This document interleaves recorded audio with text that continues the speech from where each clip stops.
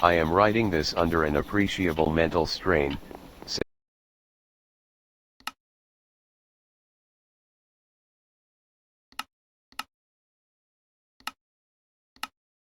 since by tonight I shall be no more penniless, and at the end of my supply of the drug which alone makes life endurable, I can bear the torture no longer, and shall cast myself from this garret window into the squalid street below. Do not think from my slavery to morphine, that I am a weakling or a degenerate. When you have read these hastily scrawled pages you may guess, though never fully realize, why it is that I must have forgetfulness or death.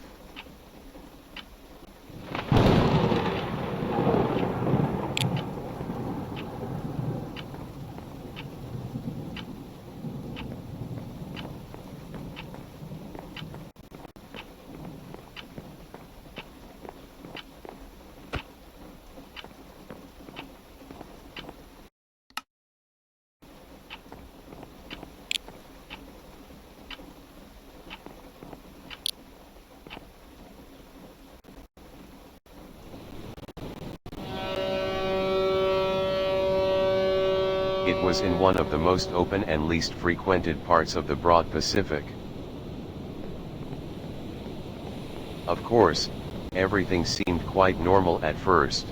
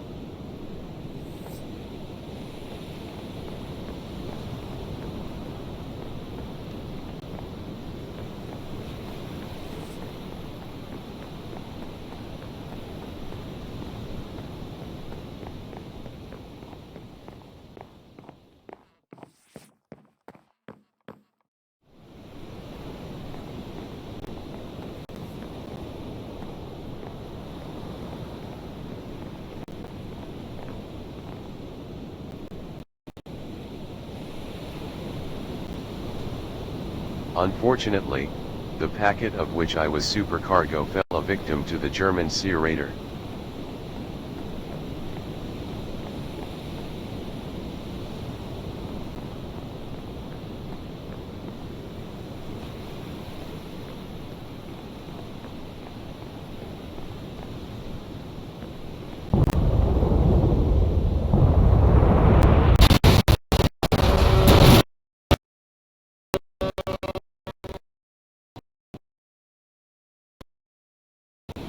The Great War was then at its very beginning, and the ocean forces of the Hun had not completely sunk to their later degradation.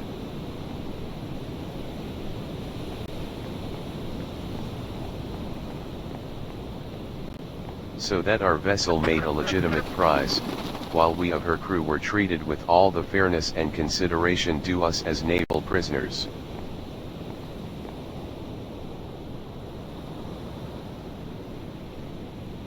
So liberal, indeed, was the discipline of our captors, that 5 days after we were taken I managed to escape alone in a small boat with water and provisions for a good length of time.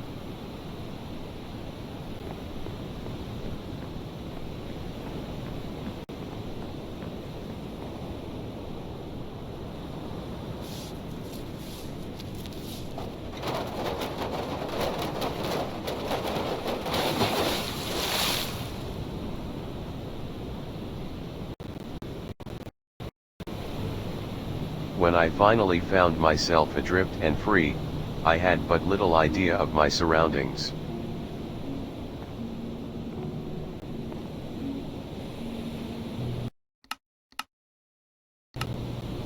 Never a competent navigator, I could only guess vaguely by the sun and stars that I was somewhat south of the equator.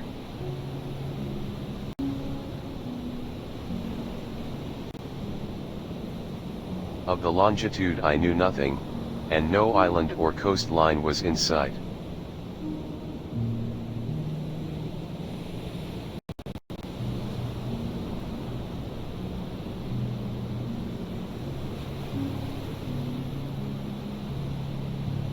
The weather kept fair, and for uncounted days I drifted aimlessly beneath the scorching sun, waiting either for some passing ship, or to be cast on the shores of some habitable land.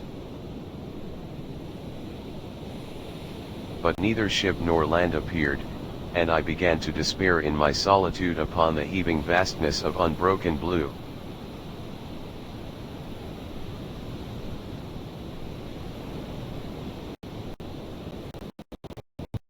Change happened while I slept. Its details I shall never know, for my slumber, though troubled and dream-infested, was continuous.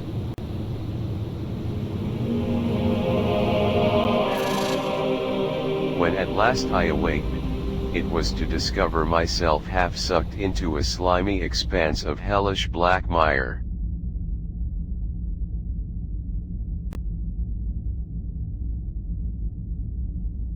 And in which my boat lay grounded some distance away. Though one might well imagine that my first sensation would be of wonder at so prodigious and unexpected a transformation of scenery, I was in reality more horrified than astonished. For there was in the air and in the rotting soil a sinister quality which chilled me to the very core.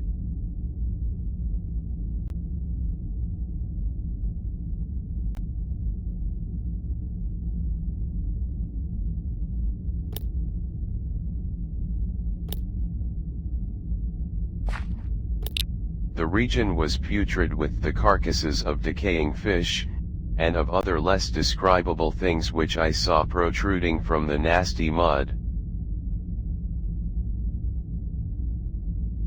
Perhaps I should not hope to convey in mere words the unutterable hideousness that can dwell in absolute silence and barren immensity.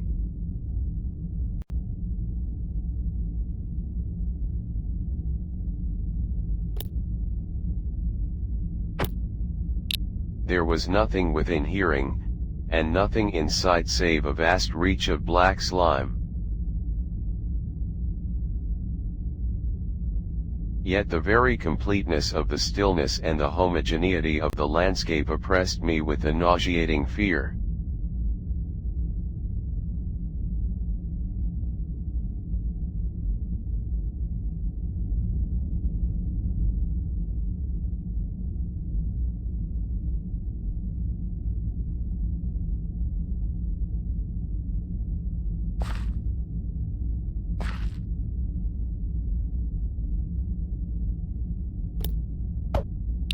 The sun was blazing down from a sky which seemed to me almost black in its cloudless cruelty, as though reflecting the inky marsh beneath my feet.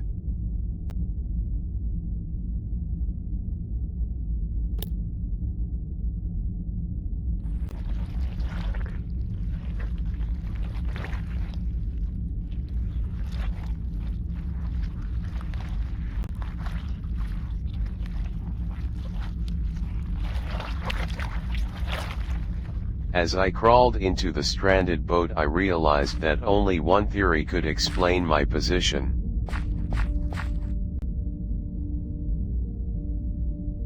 Through some unprecedented volcanic upheaval, a portion of the ocean floor must have been thrown to the surface.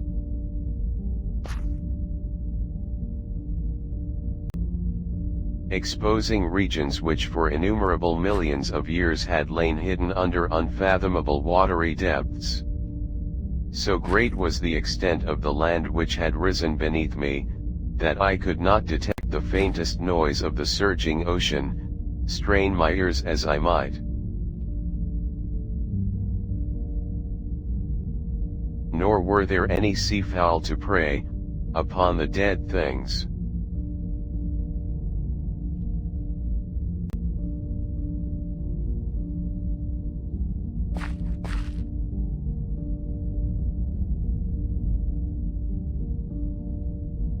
For several hours I sat thinking or brooding in the boat, which lay upon its side and afforded a slight shade as the sun moved across the heavens. As the day progressed, the ground lost some of its stickiness, and seemed likely to dry sufficiently for traveling purposes in a short time. That night I slept but little, and the next day I made for myself a pack containing food and water, preparatory to an overland journey.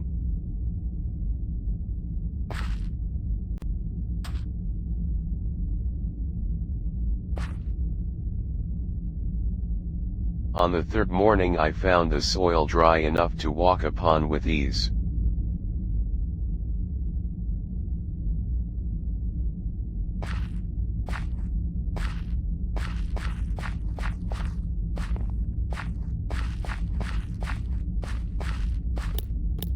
I need my backpack before I go.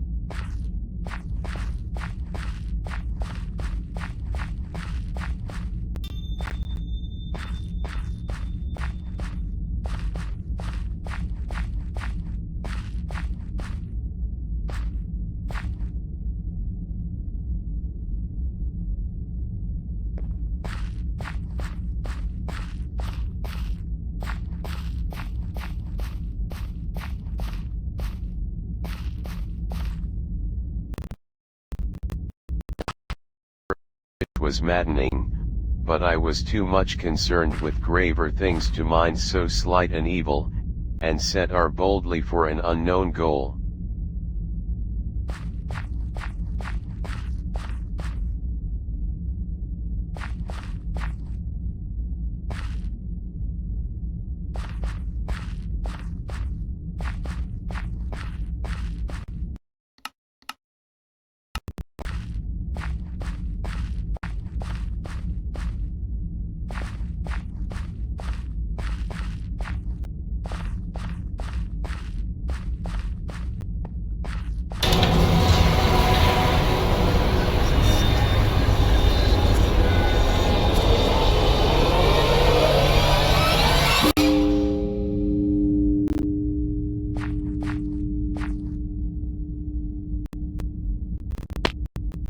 All day I forged steadily westward, guided by a faraway hummock, which rose higher than any other elevation on the rolling desert.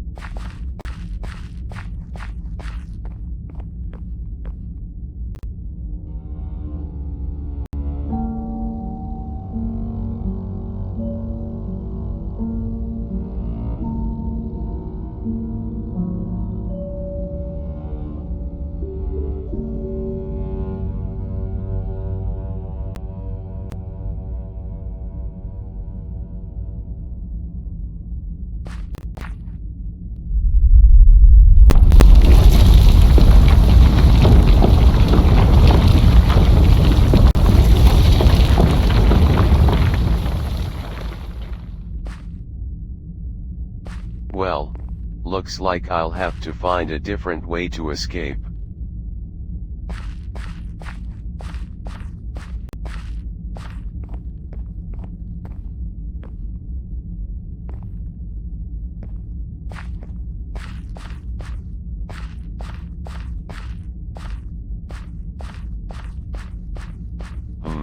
There's a source of light shining through that crack up there. If only I could find a way to get up to it, I'd be able to escape this place. I need to take a look.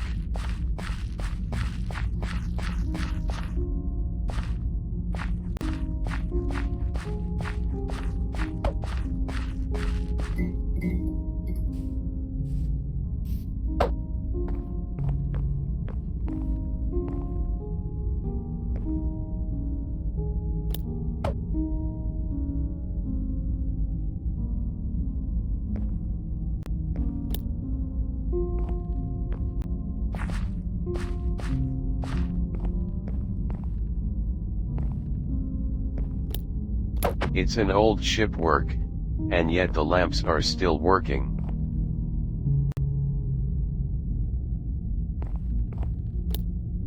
If I found something sharp, I could use it to cut the torn mast, causing it to fall.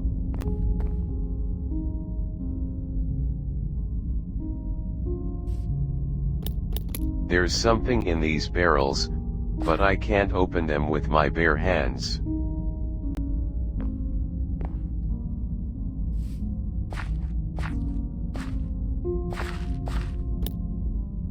The sun's rays do not usually reach deep in water caves, no wonder it's so wet here.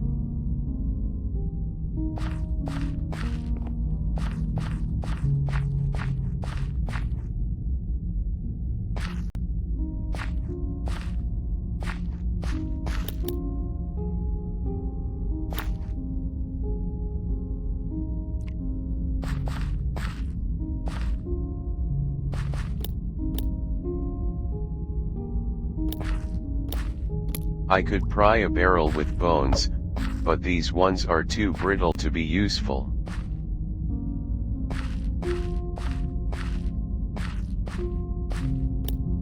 What if I made one of the stalactites fall on top of this barrel? I guess it's worth a try.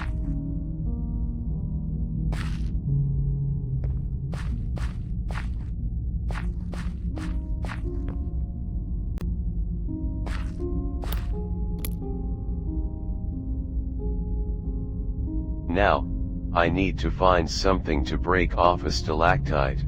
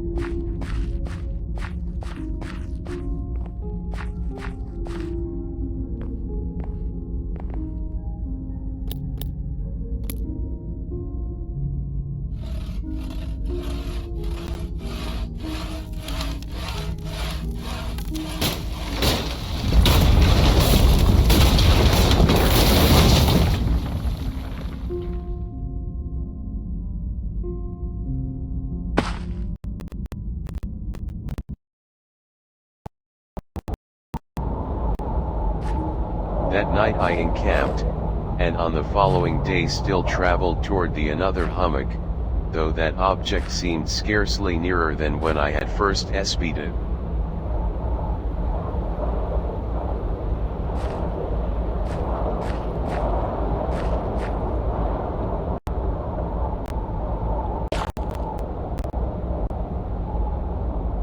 By the fourth evening I attained the base of the mount, which turned out to be much higher than it had appeared from a distance, an intervening valley setting it out in sharper relief from the general surface.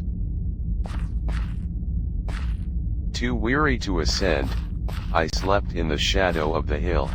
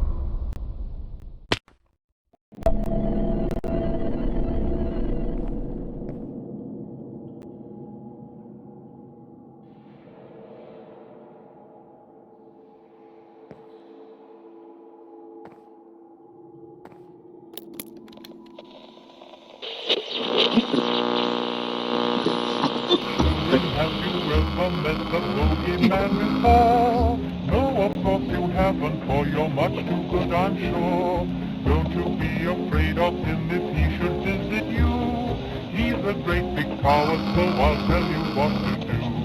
Hush, hush, hush, here comes the boogeyman. Don't let him come too close to you, he'll catch you if he can.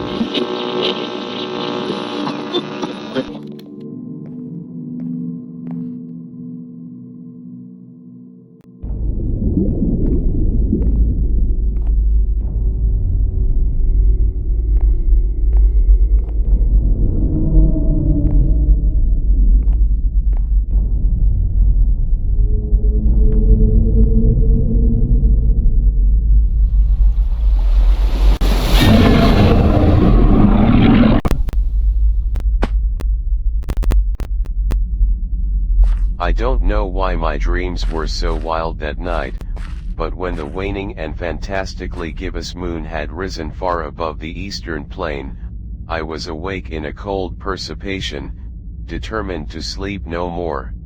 Such visions as I had experienced were too much for me to endure again.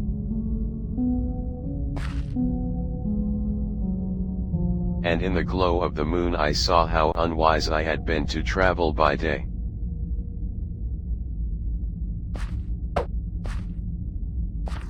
Without the glare of the parching sun, my journey would have cost me less energy. I now felt quite able to perform the ascent which had deterred me at sunset. Picking up my pack, I started for the crest of the eminence.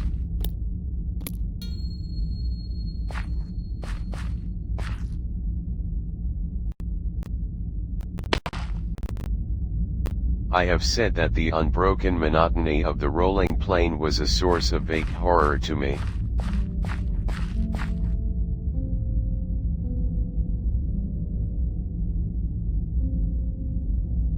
But I think my horror was greater when I gained the summit of the mound and looked down the other side into an immeasurable pit for canyon,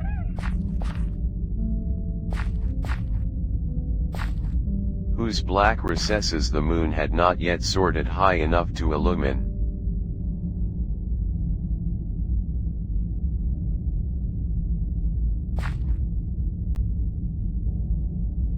I felt myself on the edge of the world, peering over the rim into a fathomless chaos of eternal night.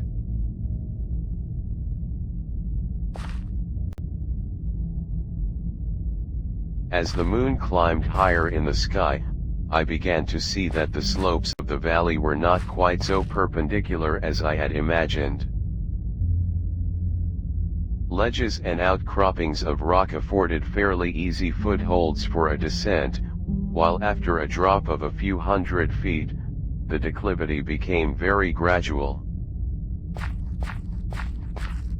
Urged on by an impulse which I cannot definitely analyze, I scrambled with difficulty down the rocks and stood on the gentler slope beneath, gazing into the Stygian deeps where no light had yet penetrated.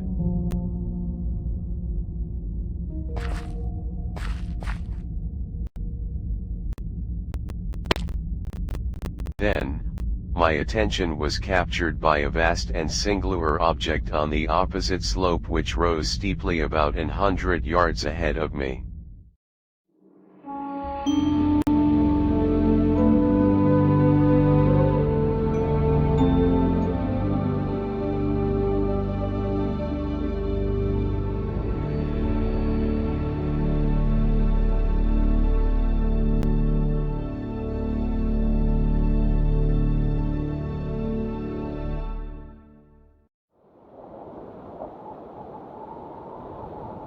It was merely a gigantic piece of stone, I soon assured myself. An object that gleamed whitely in the newly bestowed rays of the ascending moon.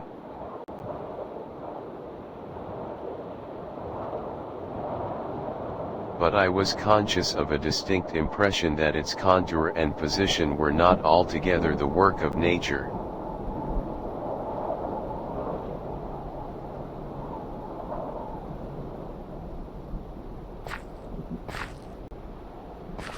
A closer scrutiny filled me with sensations I cannot express.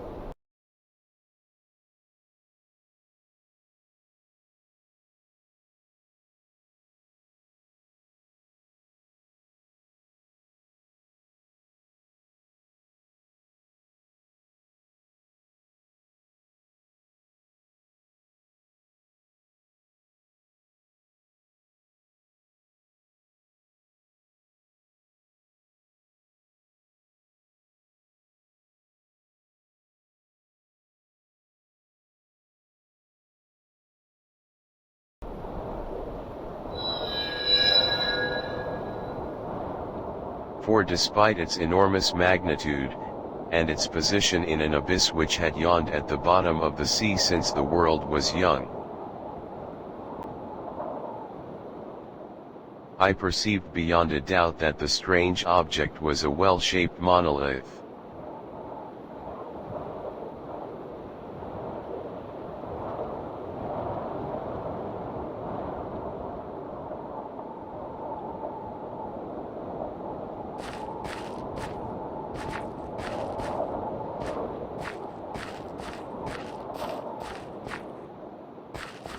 Dazed and frightened, yet not without a certain thrill of scientist's or archaeologist's delight, I examined my surroundings more closely.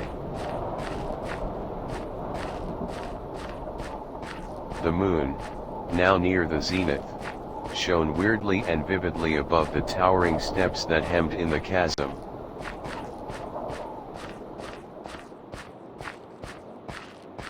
And revealed the fact that a far-flung body of water flowed at the bottom, winding out of sight in both directions.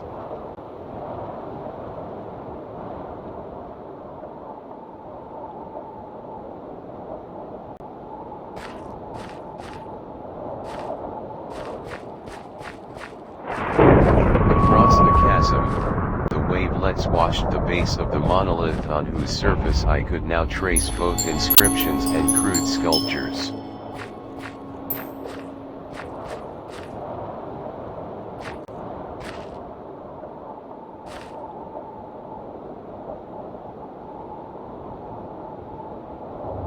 The writing was in a system of hieroglyphic unknown to me, and unlike anything I had ever seen in books.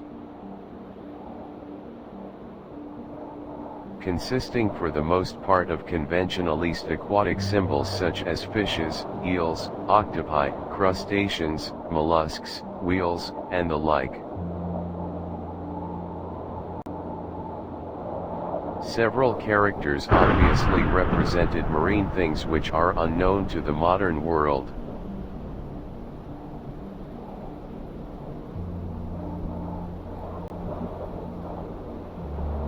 It was pictorial carving, however, that did most to hold me spellbound. I think that these things were supposed to depict men, at least, a certain sort of men. Though the creatures were shown disporting like fishes in the waters of some marine grotto, or paying homage at some monolithic shrine which appeared to be under the waves as well.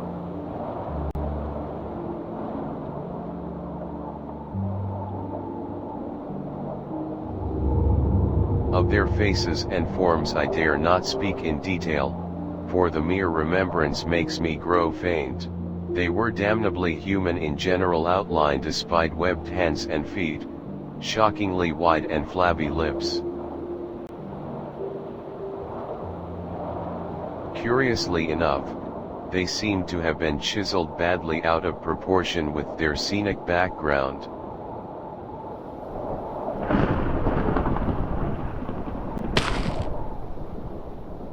Awestruck at this unexpected glimpse into a past beyond the conception of the most daring anthropologist, I stood musing while the moon cast queer reflections on the silent channel before me.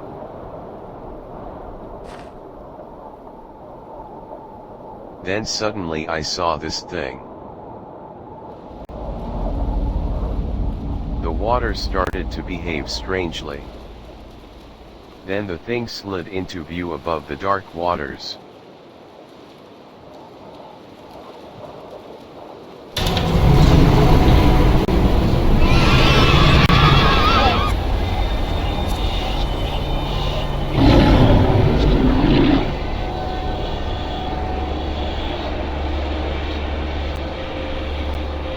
I think I went mad then. Of my frantic ascent of the slope and cliff, and of my delirious journey back to the stranded boat, I remember little. I believe I sang a great deal, and laughed oddly when I was unable to think properly.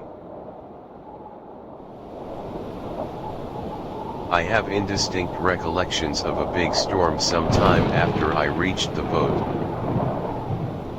At any rate, I know that I heard peals of thunder and other tones which nature utters only in her wildest moods.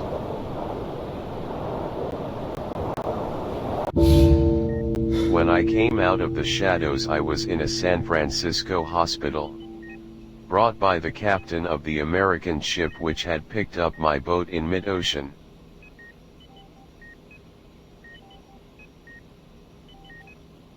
In my delirium I had said much, but found that my words had been given scant attention. Of any land upheaval in the Pacific, my rescuers knew nothing. Nor did I deem it necessary to insist upon a thing which I knew they could not believe. I asked myself if it could not all have been a pure phantasm.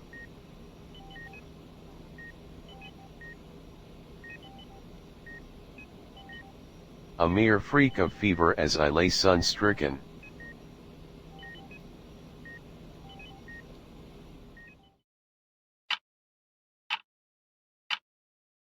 Once I sought out a celebrated ethnologist, and amused him with peculiar questions regarding the ancient Philistine legend of Dagon, the fish god.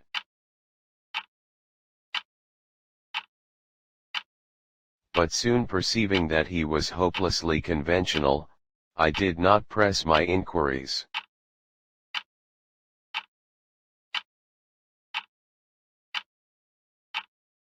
It is at night, especially when the moon is gibbous and waning, that I see the thing.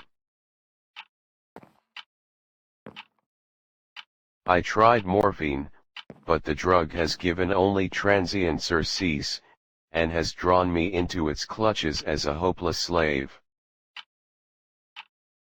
So now I am to end it all, having written a full account for the information.